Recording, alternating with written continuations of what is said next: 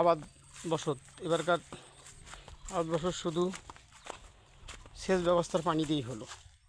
এই দেখুন সেচ ব্যবস্থার পানি, বৃষ্টি, প্রকৃতির পানি খুব কম হয়েছে এবার, বৃষ্টির পানি নাই বললেই চলে, বৃষ্টি হয়নি বেশি, যার ফলে এবার সেচ ব্যবস্থা দিয়ে আবাদ বসত হচ্ছে। দেখেন জমি ধান আর ধান, এই ধান কৃষকগণ বাজারে বিক্রি করে, তারপরে সারের দাম, তেলের দাম বেশি, এই কারণে ধানের দামটাও একটু বেশি হতে হবে।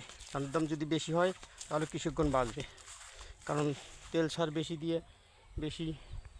দিয়ে ধান আবাদ করতো। তেল সার বেশি দিয়ে যখন কৃষকগণ ধান আবাদ করে, তখন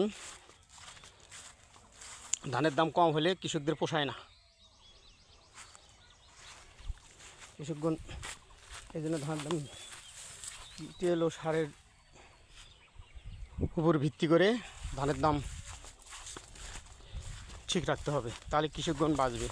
আর কৃষক বাঁচলে আমাদের বাংলাদেশ বাঁচবে, কারণ যেহেতু আমাদের বাংলাদেশ কৃষিভিত্তিক দেশ, এই জন্য কৃষকগণ বাঁচলে আমাদের বাংলাদেশ বাঁচবে। দেখেন খালি জমি আর জমি, জমি আর জমি।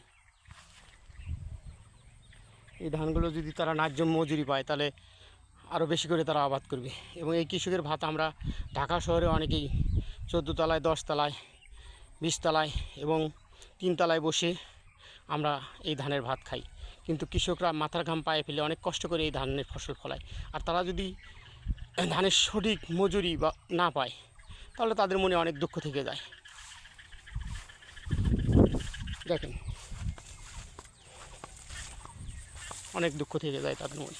তাই আমার ঊর্ধ্বতন কর্তৃপক্ষ এবং প্রধানমন্ত্রীর দৃষ্টি আকর্ষণ করে বলতেছি, কৃষকগণ যেন আবার ধানের সঠিক মজুরি